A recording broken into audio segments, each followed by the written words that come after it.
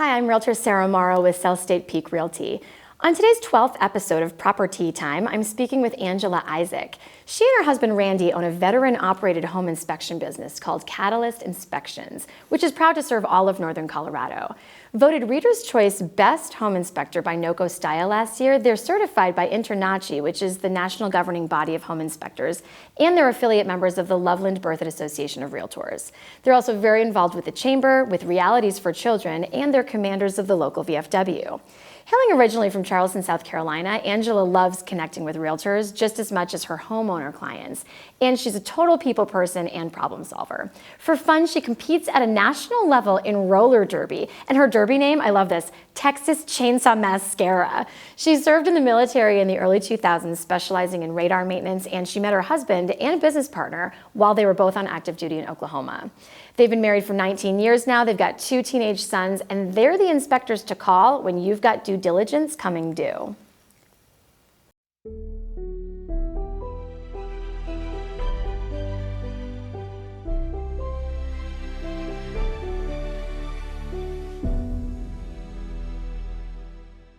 Hi, Angela. Thank you so much for being here. Thank you for the intro.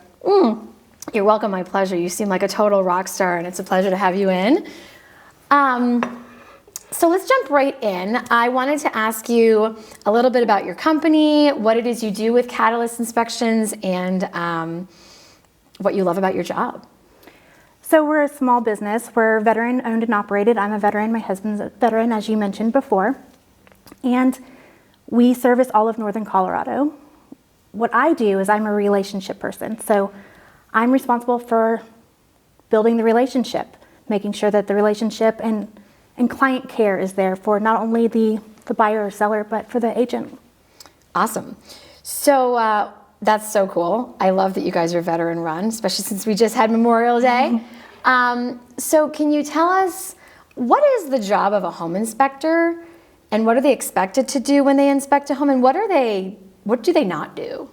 So a home inspector is a generalist. The home inspector will inspect everything from the roof down to the foundation. That being said, it's kind of like going to see your family doctor. You go to see your family doctor and they say, well, your elbow hurts, we need to send you to a specialist. We're going to need to do that. So that's when we refer people to plumbers or roofers or structural engineers. Got it. So you're not really the specialist, but you're the generalist that sends you to the specialist. Correct. And it's a non-invasive inspection. So we won't move furniture in a seller's home. We won't move boxes, whatever we can gain access to. We do get up on the roof. We do go into crawl spaces as we can. Now that said, I do know that certain inspectors have certain offerings that I assume you need to vet them on and learn about, but like sewer scoping and radon seem to be the 2 kind of add-ons that I'm familiar with. It's helpful to know what services any general home inspector offers, because they're not all the same. Some offer more services than others.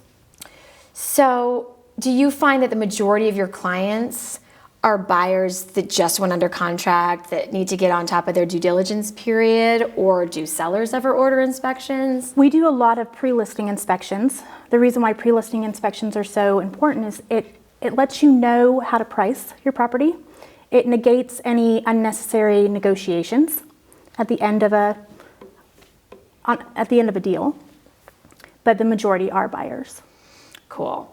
Now I'm pretty sure that the objective of getting a home inspection is just getting that report, right? Getting all of the data, getting all the nitty gritty, but is there such a thing as passing or failing an inspection, like as if like your car or like an exam day? You know, we get that question quite a bit, and the answer is we're not an appraiser. Whether you have everything in your entire home needs to be replaced, you're not going to fail. It's not going to keep you from being funded for your loan. An appraiser, that's completely separate. What we're trying to do is provide a baseline. This is what your house, the condition that the house is in currently. And there's always going to be issues. I mean, there's going to be, a lock that doesn't work well, or anything from a filter needs to be changed to big cracks. And we basically give a baseline of that. Gotcha. So you guys are really, again, the generalist, looking for issues. We observe and report, and that is it. Got it. So there's no failing. There's no failing. We're all winners here. So in my experience, a home inspection takes roughly 3 hours. I know it needs to be scheduled, kind of in that due diligence period is really important. Do you find that that's enough? Do you invite the buyer to be present, or does that kind of distract or delay you? Typically, 3 hours is enough. The rule of thumb is that it's 1 hour per 1,000 square foot. So if we have a 5,000 square foot house, we allot 5 hours. Now, if the house is vacant, it tends to go by a little bit quicker because you're not moving around items or boxes or children or dogs. As far as the client, it is their inspection, so they can come to any or all of the inspection. Most buyers, they come towards the end for the last 30 minutes and do a walkthrough with the inspector and go over what it is that he or she found. Gotcha. And do you recommend that? I do. If I'm the buyer, I go back and do my own home inspection, see what I see? I do. I mean, that's how I learn best, right? If I can see it and I can discuss it with you, then I have a better understanding of what it is. You know, we're not here to make a mountain out of a molehill. But just reading it on paper sometimes can be a little unnerving. Got it. So maybe after I get my home inspection report, I can go back and see for myself what you were talking about. And after the home inspection report is received, if you have any questions, we are on call. We're on call. I mean, we get questions from the day after till 20 days later when everything's calmed down, they're closed and they're sitting in their house going, I wonder what he meant by that. Or I have more questions about that. Got it. Do you ever recommend, I've heard, you know, if you went for a showing and the sun was starting to set, do you ever recommend maybe going back to the house, seeing it in the daytime, seeing it in the evening, seeing the neighborhood, looking for leaks, looking for when it's a wet day, a dry day? I think as a buyer, you should look at your property as often as possible. How's the traffic? Who's parked there at night? What's it like in the early morning? Are there people around? That sort of thing. But as far as from a home inspection point of view, we offer thermal imaging with every single home inspection at no additional cost because it's so very, very important to us. Very passionate about the value that brings. Oh, cool. So what we do is we actually work in 10-foot increments and we scan the entire property from ceiling to wall to floor. So that way we can see if there is a temperature differential. It's not an X-ray vision type thing, but it does tell the difference in the temperature. So if you have an active leak, we'll be able to tell. Or missing insulation or things of that nature. Cool. Can you tell me more about that? Is it like an infrared camera? It is. So our inspector, he is a certified residential thermographer. And I think there's a thermographer. He has CRT certification as well as being InterNACHI certified. But I think he's one of 6 in Northern Colorado. Cool. Yeah. And what's his name? Randy Isaac. Randy Isaac with Catalyst Inspections. Wow, that sounds really cool. I like infrared. It kind of reminds me of like a fancy pair of glasses, It does. You know? All right, so let's talk about, while we're talking about infrared, I know there's a lot of fear around chemicals, particularly for first-time home buyers. And these are things I've noticed. I mean, we all know asbestos and lead-based paint were a problem back in the day, but nowadays it's types of mold, even in Colorado. It's radon is a pretty huge concern, and of course methamphetamines. Can you speak to, obviously you don't mitigate those, because like you said, those when you send us to the specialists. Yes. But can you talk about testing methods and infrared glasses for chemicals? Absolutely. So we test for any of those chemicals. The most important ones that I think should be done right out the gate is a radon test. We can test for, like you said, mold is a swab, asbestos. Well, in asbestos, it's kind of interesting. Asbestos and lead-based paint, I mean, any house built prior to 1978 more than likely has lead-based paint and asbestos. And it's not necessarily a deal killer either. If you are going to be remodeling or tearing down walls or removing ceilings, that sort of thing, then we can test those and we remove a 2-inch square patch and send it to the lab. But other than that, those aren't, if left undisturbed, those are okay. All the other ones we can definitely test for. It does range in the how complicated or involved the mitigation is, because if you find a chemical in one room, is it in another room? So That can be a little bit more involved, but we do test for all of those. Gotcha. And then later they'd have, the mitigating would happen, Yes. then inspections would happen. And to be clear, we do not do the mitigation. Right. It is an extreme conflict of interest for us to do any repairs or mitigation. We only observe and report. You don't want somebody, who sells mitigation or Sure. windows to come in and tell you your windows are bad. Sure, because then every inspection report would say, Yes. you need these windows that I saw. Yes. Gotcha. So you're not an And they're on appraiser. sale. Right. You're not an inspector. You're not even the lab that tests. You're not the person checking from the state level to certify that it's been mitigated. Nor are you the person who will say yay or nay, you can have it, this is inhabitable. Correct. But you are the one that will take the sample and you will start the test, the ball rolling. Absolutely. Okay, got it. And is that true you said that's true for, let's go over them again, radon, mold, asbestos, lead-based paint, and meth. But those can all be, are these prohibitively expensive to fix? They're not necessarily. Radon is very, very common. I mean, it is the second leading cause of lung cancer. So we test for radon almost daily, sometimes twice a day. And it's a 2-day test, and it's not very expensive, $150 or so. Mold, when you have to involve a lab and have to look at things on a microscopic level, it gets a little bit more expensive, but it's not so expensive that it can't be done. So probably not a deal killer. Not a deal killer. But probably not also something that a seller is going to take on. Correct. Which is kind of my next question. So there's a lot of fear, not just around the chemicals. There seems to be fear in the marketplace right now for asking a seller to concede on anything. I assume that's not really your wheelhouse, like what the seller and what the seller's going to do, and what the buyer is going to do. But do you find that that sellers are really willing to do anything? Do you ever give a report to both a buyer and a seller, or is this kind of up to them? We do not give the report to the buyer and the seller. We give the report to the person who is our client. So if you are our buyer, you can share it with the seller, so that way they can see. And we will discuss it with the seller if you give us permission to kind of talk about what we found. Mm-hmm. But as far as what is fixable and if they'll fix it, that's really up to the market, right? So if the market's slow, I bet people fix a little bit. They want to spruce it up a little bit more. Yeah, and that kind of falls to us, the realtors, right, to negotiate. Well, that's interesting. So if the person who ordered the inspection, that is technically confidential to the person who ordered Correct. it. Okay, I was pretty sure on that, but I wasn't sure. Mm-hmm. And you want it to be I've that seen it way, get shared. right?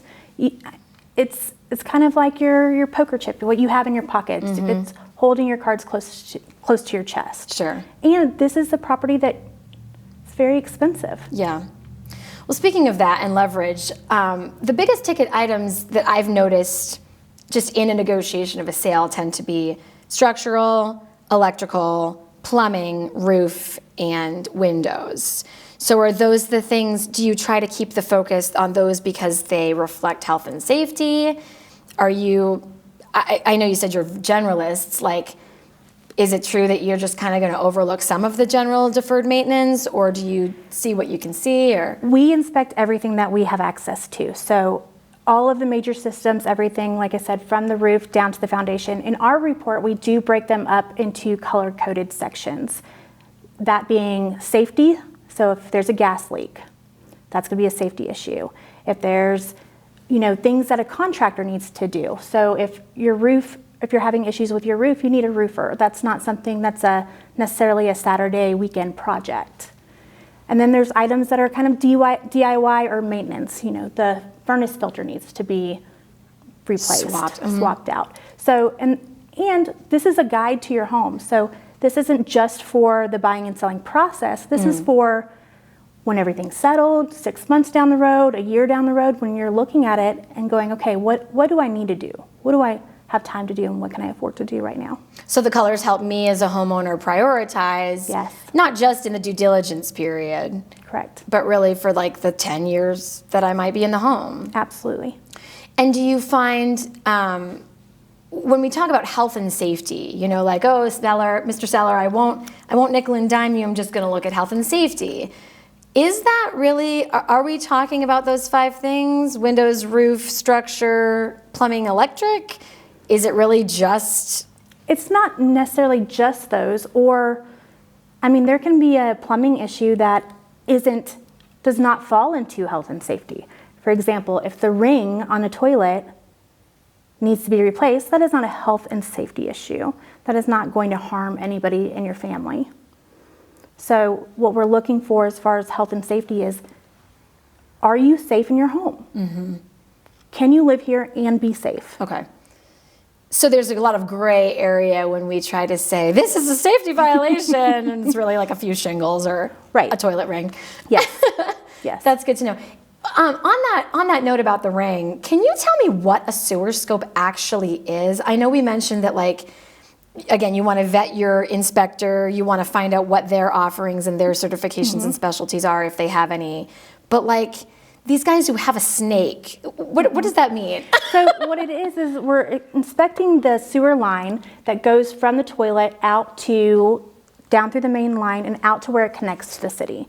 What we're looking for is, we want to make sure that there are not roots that have grown through the pipes. We're looking to make sure that the pipes, in fact, line up with each other, that they're not staggered.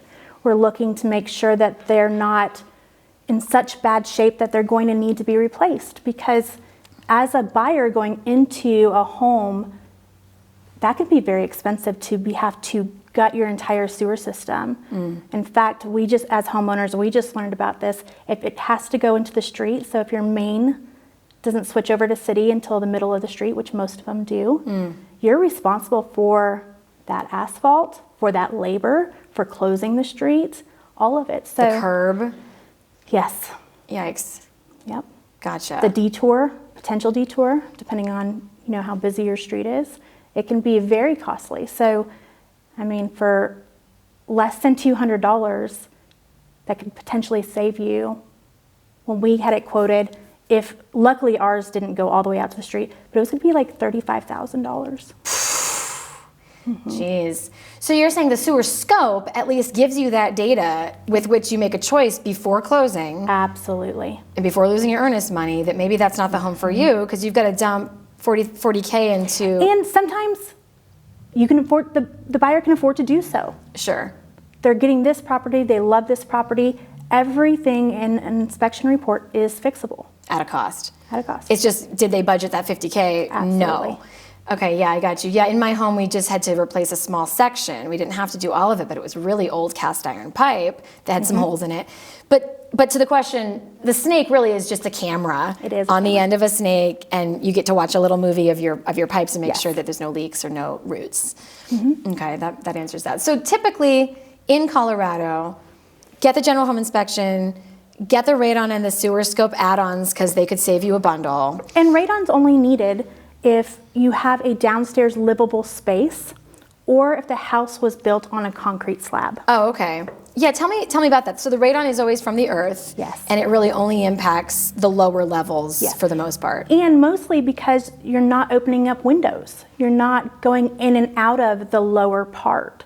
So when you're talking about a ranch with a crawl space, you don't necessarily need a radon test because nobody's living in the crawl space. Gotcha. And you're going in and out of your home. You're opening up windows when it's nice outside. So that gas is going to dissipate. Gotcha. And that's really what a radon mitigation system is just aerating and dissipating. A fan. It's a fan. A fan that goes outside. Dissipating the gas. Yes. That is very useful to know. I have one more question because I'm under contract on a couple of new builds. And I've heard recently people getting inspections, sometimes more than one inspection on a brand new home. And there's a part of me that's like, save the money. Like, it's a brand new home. What are they going to find? It should be built perfectly, right? They just did it. Yeah, brand new systems. Like, what is it that do you recommend getting a brand new home inspection? I absolutely recommend getting a general home inspection and a sewer scope and potentially a radon. The radon one we just talked about, the livable space, but some new builds have a passive radon mitigation system, meaning they have the pipe work and everything. You mean built as part of the house? Built as part of the house. But it's not active unless you have a high radon test come back. And builders aren't necessarily testing for radon because they have this already built in. Not only that, but you want to make sure that it's working, right? So while I have a dishwasher, doesn't necessarily mean it gets all the food off the dishes. And when we're talking about lung cancer, I mean, it's kind of a big deal. As far as sewer scopes, I definitely recommend getting a sewer scope, particularly on a new build, because houses in Colorado are being built so fast. And if you've ever been to a construction site, you know the amount of trash or debris or, you know, Pepsi cans and fast food wrappers, and then just construction debris. And sometimes that debris falls in holes. Sure. Well, sewer pipes are holes. Right. So you want to make sure that your lines are not going to be impacted by that. That's a really good point. Yeah, they're building it fast and furious, which thank God they are, but mistakes can happen. And Absolutely. And maybe there's a lot of radon in that area. Just because it's new, that doesn't mean you're exempt from a radon spot. Absolutely. And when you say passive, I didn't know what you meant. So they have the equipment already built in the house, but the fan is not on. It's not actively removing air from your downstairs livable space to the outside. Gotcha. Now, how do people find you? Catalyst Inspections, where are you located? And We serve all of northern Colorado. We go down to Aurora, we go down to Golden, we go to Lyons, we go up Front to range. Wellington. Wow. Complete front range. And I mean, we love what we do. Angela, you are a wealth of knowledge, and it was a joy to have you. I so appreciate your Well, time and your thank expertise. you. Cheers. That's the proper tea.